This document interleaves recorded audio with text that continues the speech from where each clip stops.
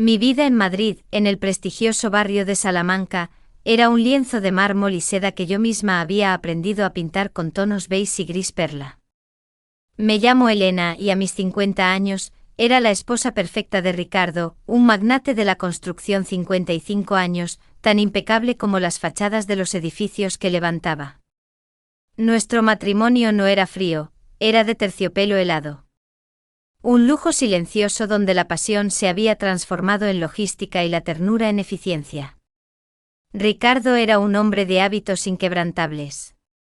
Cada mañana mi ritual consistía en prepararle el café expreso a la temperatura exacta y seleccionar su corbata, un pequeño, sutil acto de control que era lo único que me quedaba. Yo por mi parte me vestía para el papel, un traje de falda lápiz de lana merino en color grafito con un corte que acentuaba mi cintura y mis piernas, siempre complementado por unos zapatos de tacón bajo pero firmes, de piel sagrada, que le daban a mi andar la precisión de un metrónomo. Era mi armadura. El vacío emocional era un compañero constante, disimulado bajo el aroma de mi perfume favorito, flor de azahar. El escape llegó con el verano. Ricardo decidió que debíamos pasar la temporada en la finca familiar en las montañas de Sierra Nevada, cerca de Granada. Él lo llamaba retiro estratégico, yo lo llamaba exilio. La propiedad, llamada El Refugio, era una antigua casa de campo andaluza con paredes encaladas, rodeada de olivos y el aire puro de la sierra, pero desprovista de la emoción de la ciudad. Unos días después de nuestra llegada, llegó nuestra hija, Carmen, con su esposo Andrés. Carmen, una arquitecta exitosa como su padre, era mi réplica, elegante, controlada, pero con la vitalidad de sus 30 años. Andrés, de 35, era su opuesto. Era mi yerno, un hombre de ojos profundos como el Mediterráneo y una sonrisa que rompía la seriedad de cualquier habitación. Era también arquitecto, pero de una escuela más bohemia, más de la tierra. Desde el primer momento en El Refugio, la dinámica cambió. Ricardo, inmerso en llamadas y documentos, ignoraba el entorno. Yo, en mi rutina de lecturas y jardinería, buscaba el silencio. Pero Andrés trajo el ruido, o más bien, la vida. Él trabajaba en su proyecto cerca del jardín, a menudo sin camisa, exponiendo sus brazos bronceados y la cicatriz curva en su antebrazo, un recuerdo de un accidente de bicicleta. Una tarde, mientras yo estaba sentada leyendo con mis pies descalzos apoyados en la fresca baldosa andaluza, él se acercó con una jarra de agua fresca y una bandeja de melocotones. Elena, dijo, su voz era un murmullo de gravilla y miel. Sé que este lugar es hermoso, pero te siento lejos. ¿Aburrida? Nunca me aburro, Andrés, le contesté cerrando mi libro con un golpe seco. Simplemente disfruto de la tranquilidad. Él se rió, ese sonido que siempre me hacía sentir que algo se descongelaba dentro de mí. Se sentó en el escalón de piedra frente a mí, sin cruzar la línea del decoro, pero invadiendo mi burbuja personal con su calor. La tranquilidad es el mayor engaño, me dijo, pelando un melocotón con una navaja de bolsillo. Es solo ruido que no escuchamos. Yo, por ejemplo, escucho el latido de tu corazón. Sentí un escalofrío. Me puse mis alpargatas de esparto, un calzado simple que, sin embargo, permitía un contacto sensual con el suelo. Mi fetichismo sutil era el contacto directo con las texturas, la lana, la seda, la tierra bajo mis pies. Andrés parecía notarlo porque sus ojos siempre se posaban en mis manos o mis pies. Esa tarde me vestí para la cena con un vestido de seda crepe de color vino tinto con un cuello alto y mangas largas, pero que jugaba con la luz de la puesta del sol de una manera que hacía parecer que la tela se movía sobre mi piel. Era elegante pero con una promesa. Durante la cena, Ricardo hablaba solo de negocios. Carmen intentaba animar la conversación, pero Andrés y yo estábamos atrapados en un intercambio de miradas que era nuestra propia lengua secreta. A la mañana siguiente Ricardo tuvo que volar de emergencia a Madrid por una crisis en una obra. Volveré en 4 días, me dijo, dándome un beso seco en la frente. Cuida la casa, Elena. Y mantente ocupada. En cuanto se fue el coche sentí una libertad vertiginosa.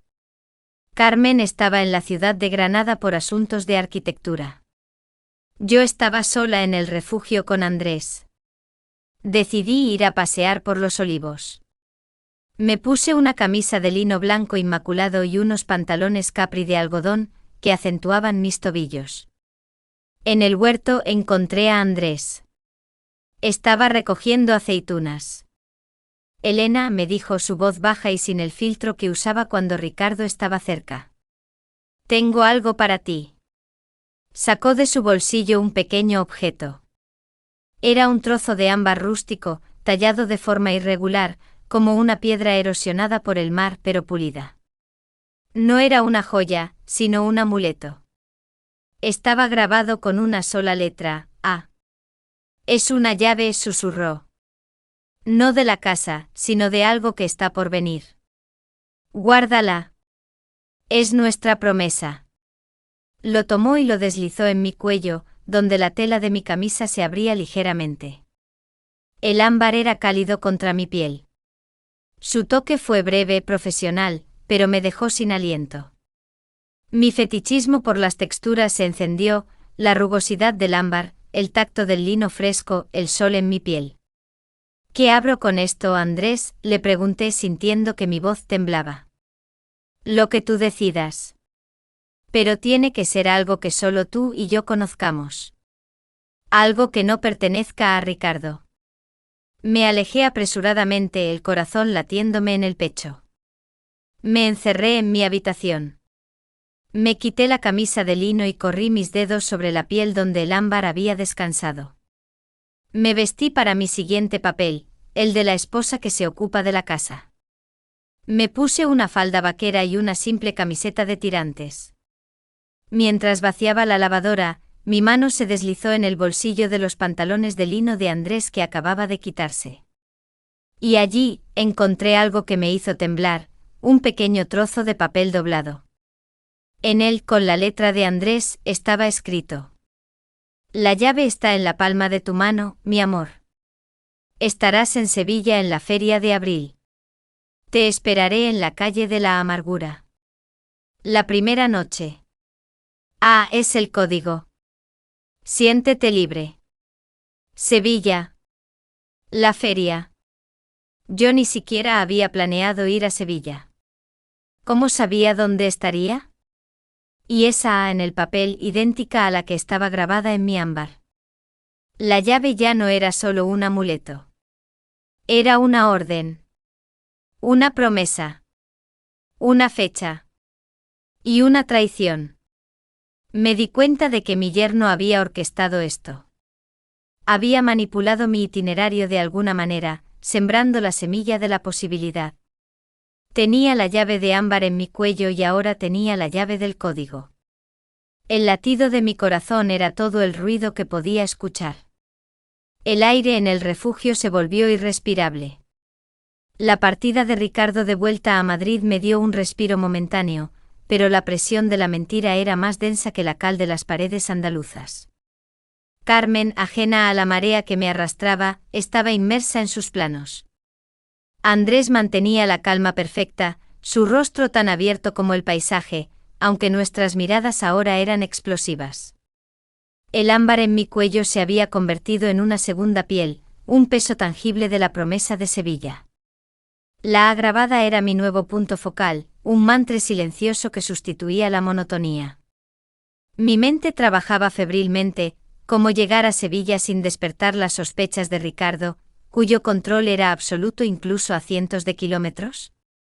Mi salvación vino en forma de mi mejor amiga, Paloma, que vivía en Sevilla. Ella estaba planeando una escapada a la famosa feria de abril y me invitó. Ricardo, que veía en la amistad una estrategia social más que un lazo emocional, lo aprobó sin dudar. Es bueno que te vean, Elena. Mantén la imagen. El día de mi partida, me despedí de Carmen y Andrés.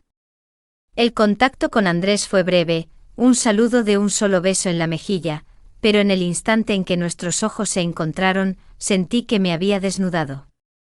Él solo sonrió, un destello de dientes perfectos que prometía fuego. El vestuario de la feria. Llegué a Sevilla, donde el aire vibraba con el aroma a jazmín, jerez y tierra mojada. Paloma me esperaba, y me instalé en un encantador hotel boutique en el barrio de Santa Cruz. Mi mente estaba en el código, calle de la Amargura. La primera noche, Esa noche me vestí para un propósito. No para Ricardo, ni para Paloma, ni para la sociedad. Para Andrés. Elegí un vestido que era mi secreto fetichista, un traje de terciopelo negro de corte clásico, modesto en el cuello y las mangas, pero que debido a la caída de la tela, se ajustaba a mi cuerpo con una sensualidad que solo la seda puede igualar. La tela no gritaba, susurraba. El accesorio era clave. Elegí unos guantes de encaje negro que cubrían mis manos hasta la muñeca. Las manos eran la parte de mi cuerpo que siempre había sentido más contenida, más formal. Los guantes de encaje eran un símbolo de mi sumisión voluntaria al juego, un ligero toque bandy que apenas rozaba la piel, pero que hacía que mis dedos se sintieran extraordinariamente sensibles. Salí a la feria con Paloma. La atmósfera era eléctrica, los farolillos, el taconeo de los bailaores, el sonido de las guitarras. Pero mi atención estaba fija. A medianoche le dije a Paloma que me sentía cansada. Calle de la Amargura. Me deslicé por las estrechas calles de Santa Cruz, sintiendo el crujido del encaje en mis manos. La calle de la Amargura era una callejuela apartada, más silenciosa, con muros blancos y balcones de hierro forjado. Me detuve frente a una puerta antigua, casi oculta. Había un pequeño símbolo tallado en la madera, la silueta de un molino de viento, un emblema andaluz. Toqué. La puerta se abrió revelando no a Andrés, sino a un hombre mayor, vestido con un traje de flamenco impecable. Vengo por el amuleto de ámbar, dije, usando el nombre que le había dado Andrés a la llave.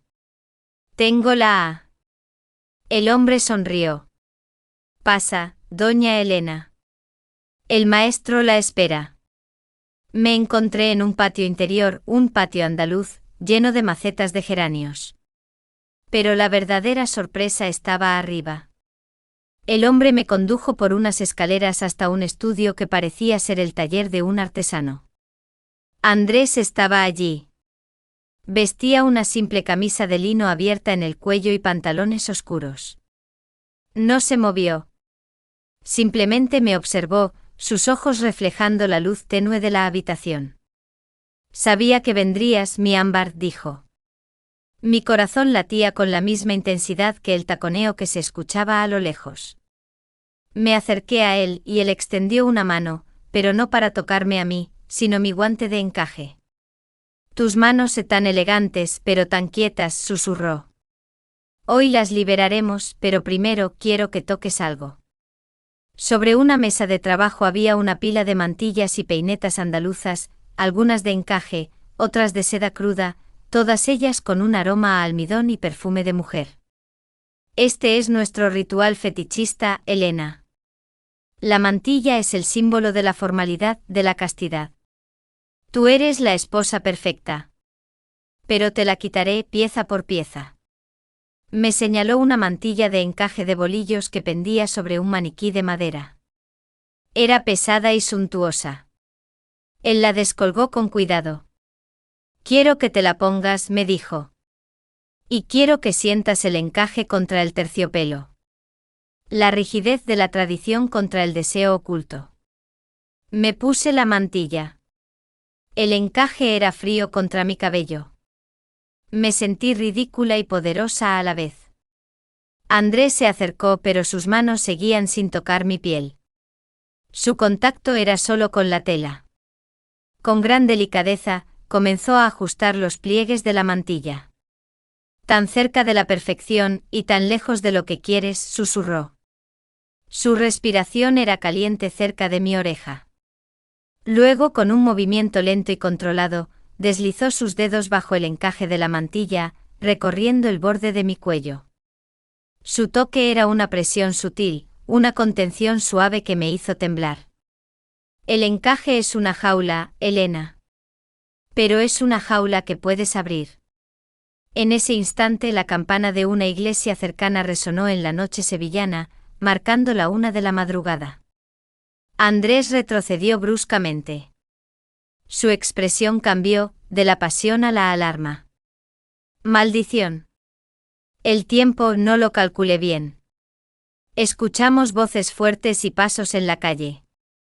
Eran voces de Madrid, voces que reconocí de inmediato. Ricardo, susurré sintiendo cómo se me helaba la sangre. ¿Qué hace aquí? No lo sé.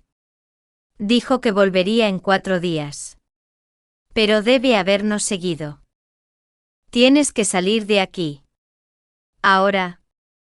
Me quité la mantilla, el encaje cayó al suelo. Andrés abrió una ventana que daba a un tejado. Toma. Solo esto. Me entregó un pequeño objeto que parecía hecho de plata envejecida, grabado con otro molino de viento. Si te encuentra aquí, todo habrá terminado. Ve por el tejado. Yo me encargaré del maestro. Me empujó hacia la ventana. Pude escuchar la voz grave de Ricardo abajo cerca de la puerta. Estaba furioso. Salté al tejado de tejas árabes. El encaje de mis guantes se enganchó ligeramente en la teja, y tuve que arrancarlo. Corrí por el tejado, el terciopelo de mi vestido era una sombra contra la noche sevillana, sintiendo el peligro en cada paso. Ricardo estaba justo debajo gritando en la calle de la amargura. El terciopelo de mi vestido negro, antes suave y sensual, se sentía áspero y traicionero contra las tejas árabes. Corrí agachada, sintiendo el frío aire de la noche sevillana en mi cara. Ricardo gritaba mi nombre en la calle, su voz resonando en el angosto callejón con una furia que no le conocía. Elena. Sal de ahí. Sé que estás en la casa de ese bastardo. Su grito me dio una energía animal. Me aferré al tejado, sintiendo como mis guantes de encaje desgarrados se soltaban. Mi fetichismo del tacto se invirtió, ahora no buscaba placer, sino supervivencia a través de la aspereza de la cerámica y el hierro forjado. Salté a un balcón lleno de geranios, el crep de seda raspándose contra el hierro forjado.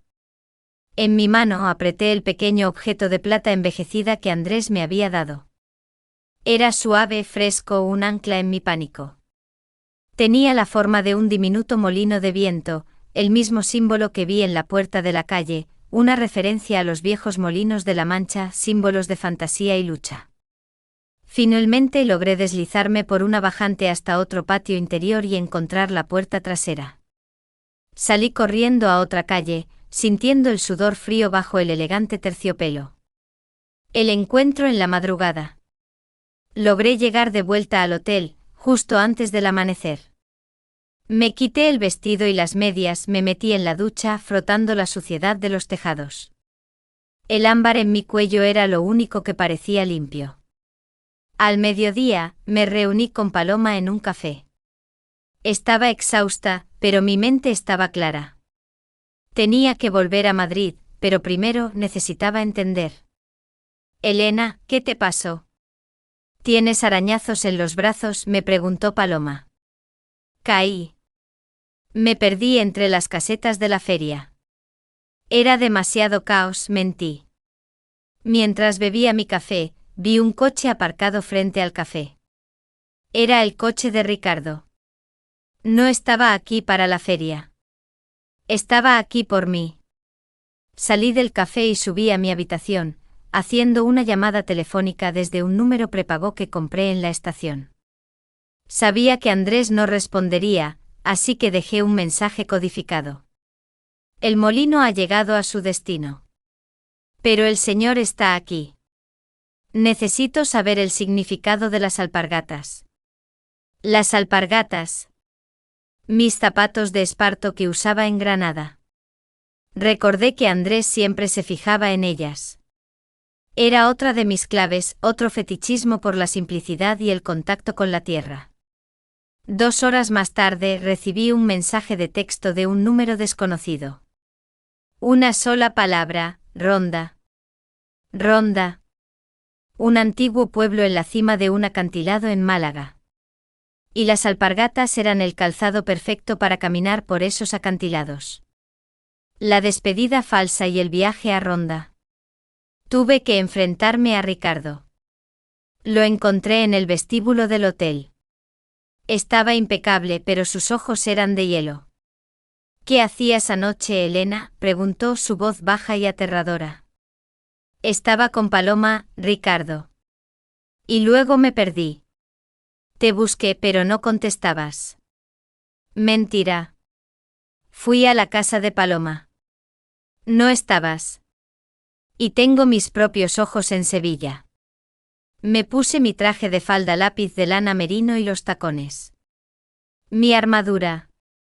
Era mi último acto de obediencia antes de mi fuga. Si no confías en mí, Ricardo, no sé qué hago aquí, le dije, usando el tono de la esposa ofendida.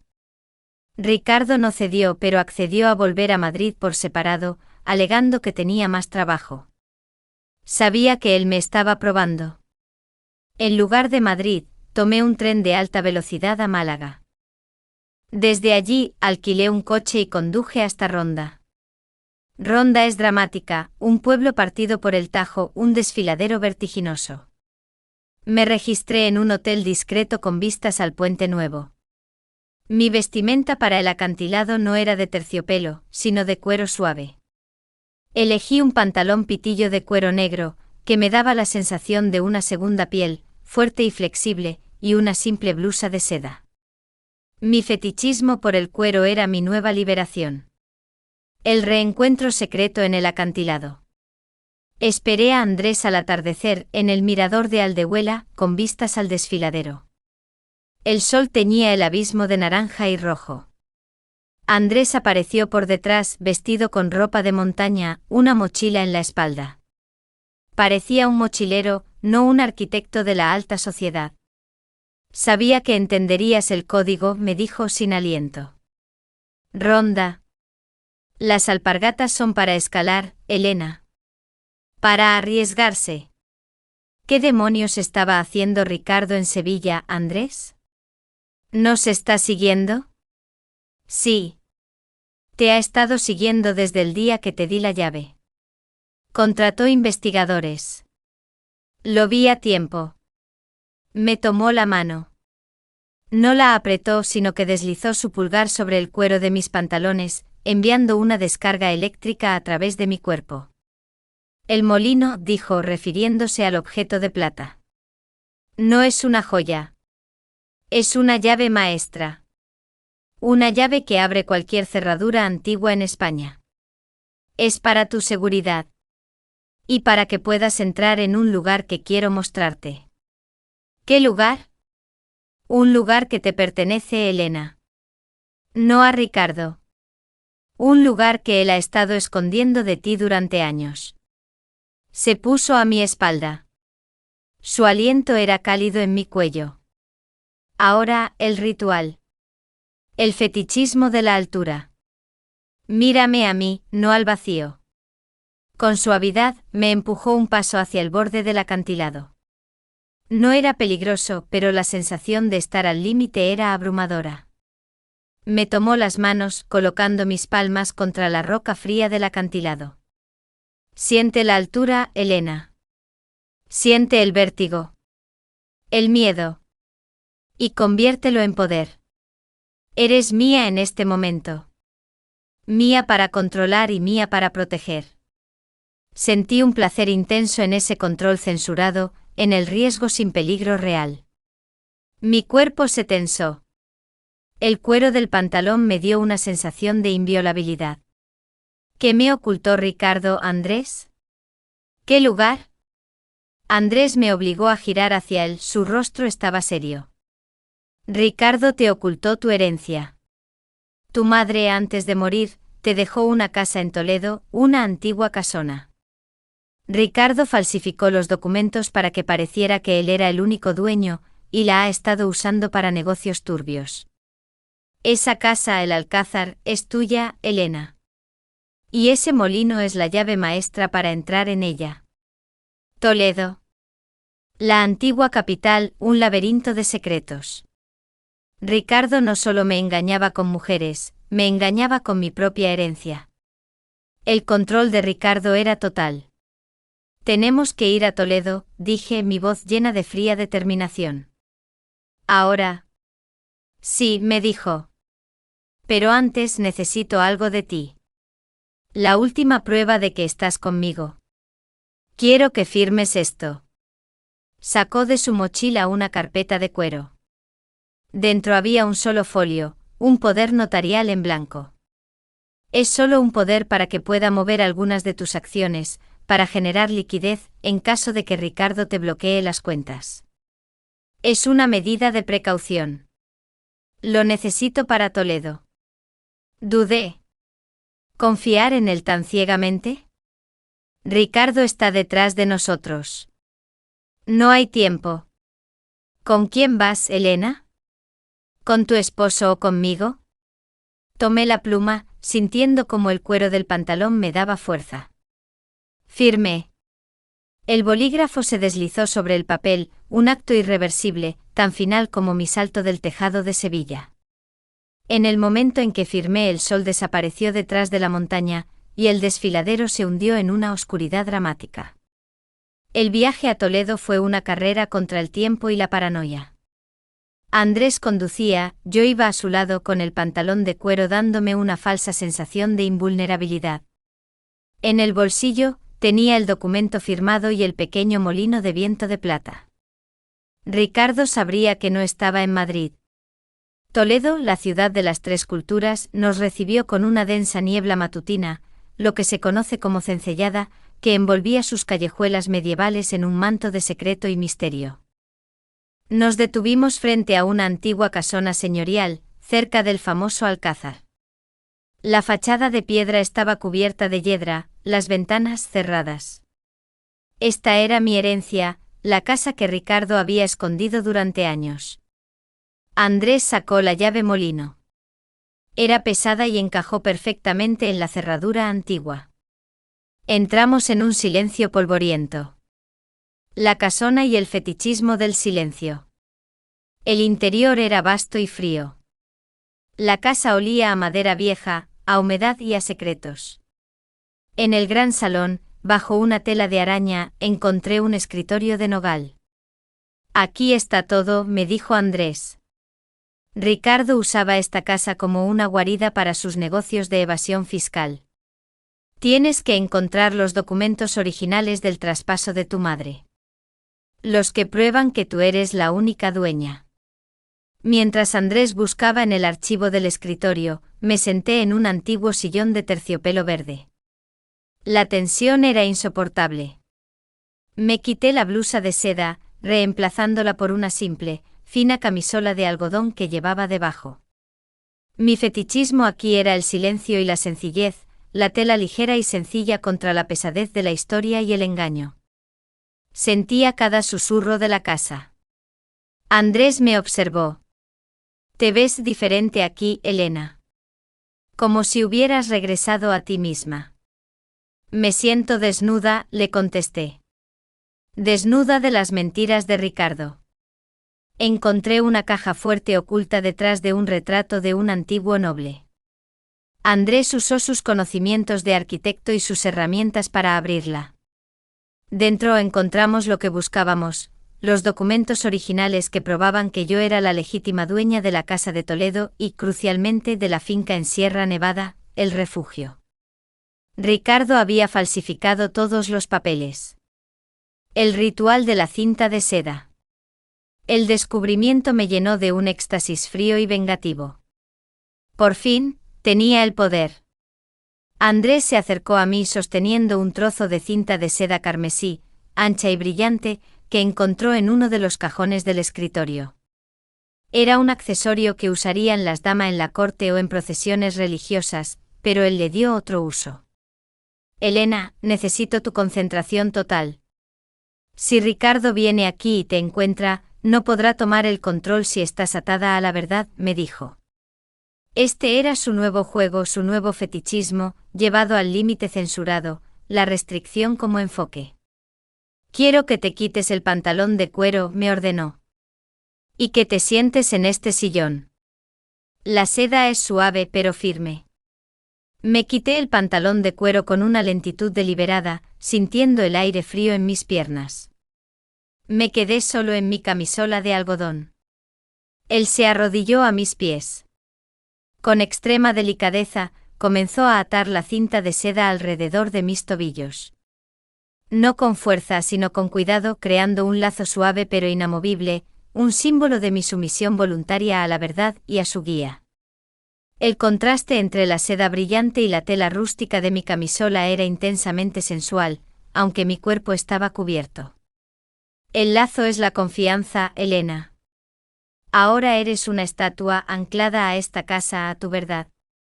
Y yo soy el único que tiene la llave para desatarte. Nos quedamos en silencio. Yo con mis tobillos atados por la seda carmesí, él de rodillas. Era un momento de control total, sin contacto físico prohibido. Sentía la pureza del algodón y la promesa de la seda. El giro final y la llegada inesperada. Justo cuando estaba a punto de desatar la cinta, el sonido de un motor potente rompió la quietud de la cencellada. «Es Ricardo», susurró Andrés, levantándose de golpe. «Ha venido directamente aquí.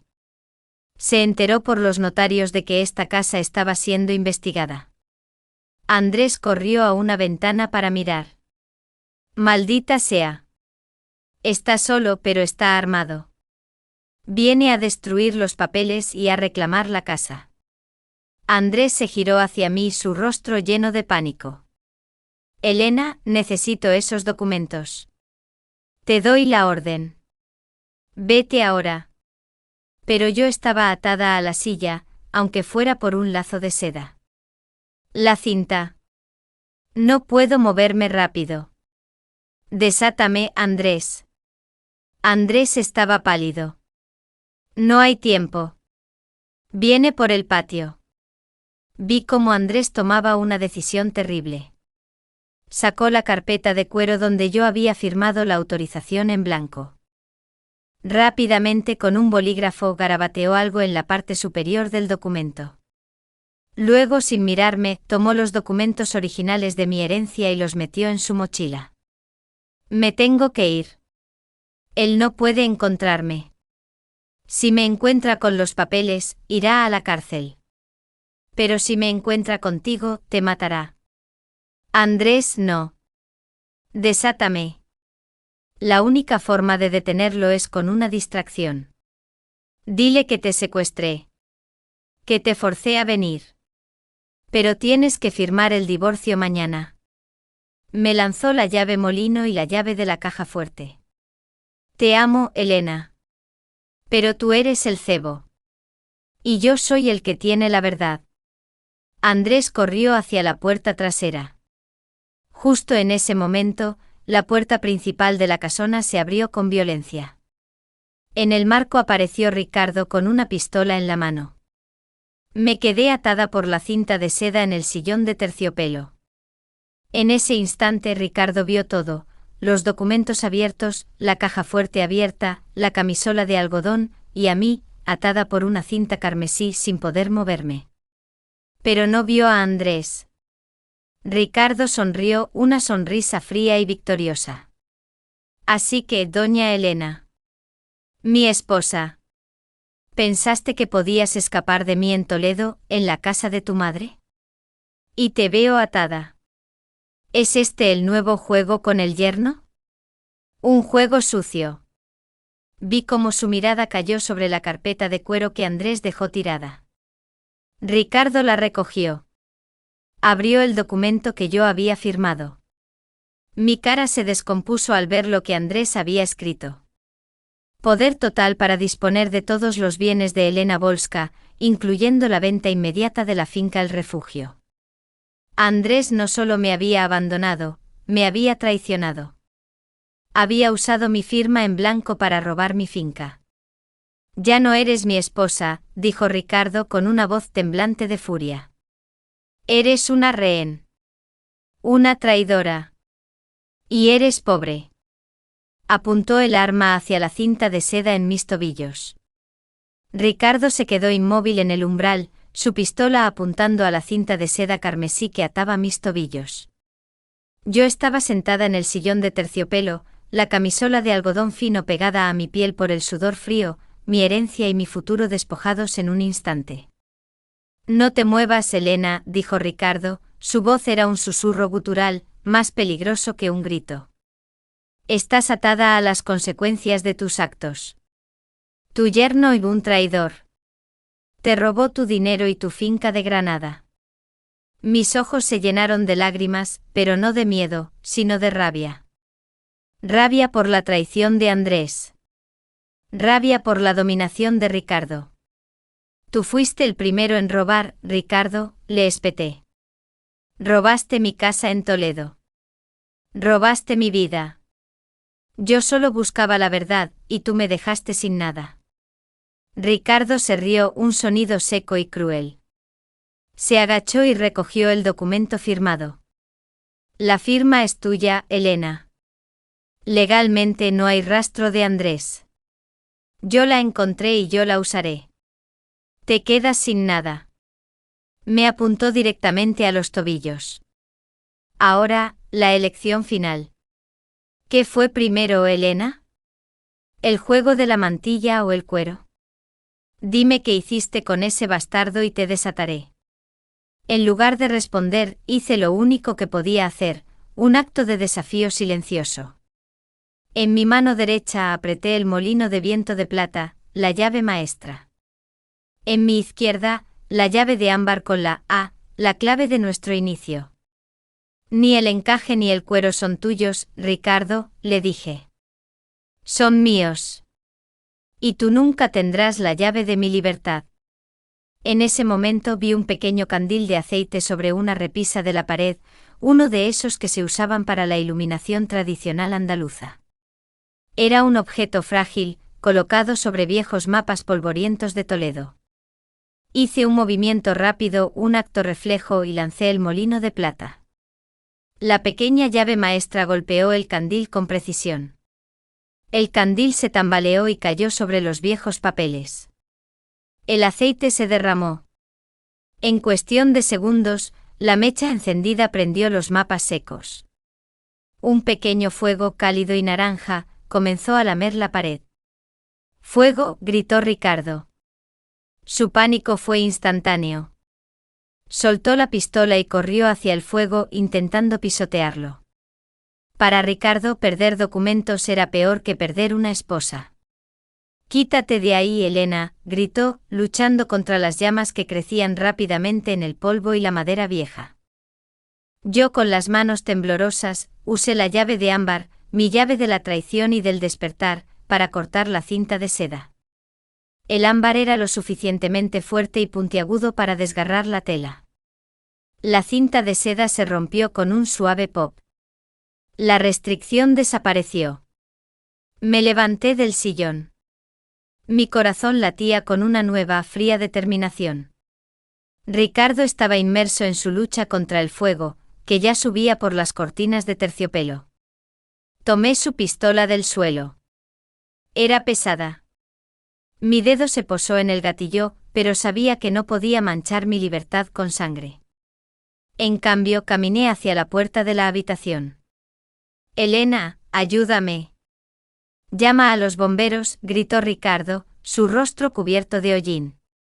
«Tú solo puedes ayudarte a ti mismo, Ricardo», le dije. «Y yo te dejo la casa. Es tuya para quemarla».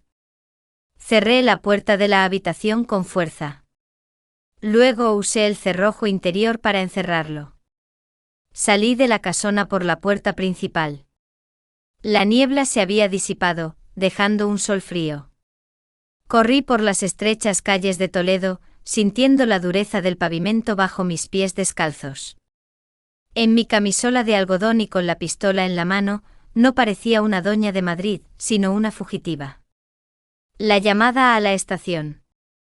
Llegué a la estación de autobuses. La pistola la tiré en un contenedor de basura. Mi única posesión real era la llave de ámbar y los documentos de herencia que Ricardo no había notado que me había guardado en la camisola. Me senté en el frío banco de mármol. Mi mente corría a 1000 por hora. Ricardo estaba atrapado en el fuego. Andrés me había robado. Yo estaba sola. En ese momento mi teléfono sonó.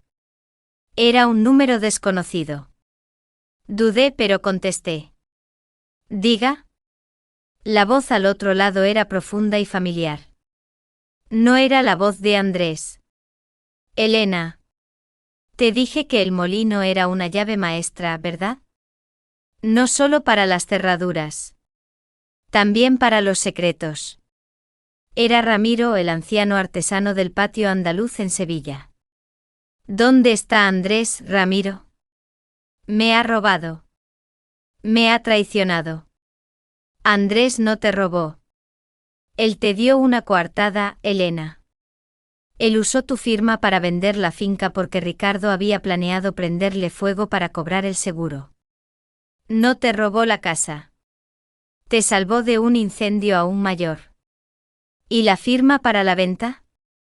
El documento de venta que firmó no fue para él. Fue para mí, Elena. Yo soy el dueño original de esa finca. Andrés me la devolvió. Es mi manera de pagar mi deuda contigo. ¿Deuda? ¿Qué deuda? Tu madre la amé, Elena. Y yo soy Ramiro, el tío de Andrés. Todo esto ha sido un juego para despertarte y sacarte de ese matrimonio. Ramiro suspiró.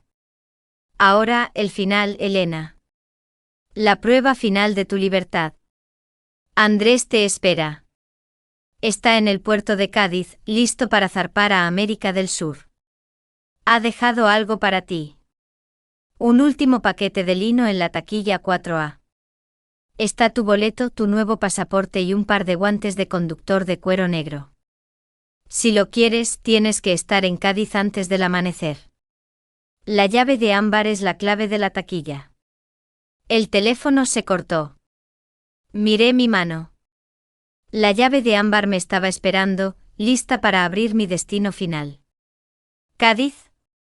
América del Sur. ¿Un nuevo juego con el traidor o la libertad? Me levanté y corrí hacia la taquilla de billetes.